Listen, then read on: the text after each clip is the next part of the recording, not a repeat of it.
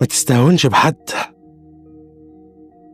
هادي، مبتسم، صوته ما بيعلاش، ما بيتدخلش، بيراقب بصمت.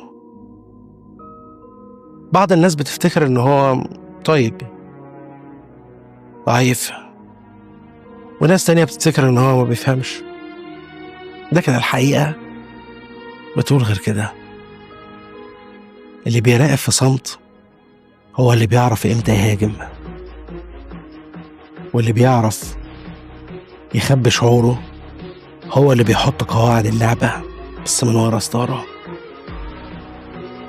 ما تستهونش بحد بيعرف يخبي ردة فعله، غالبا هو بيخطط لما بعد الفوضى.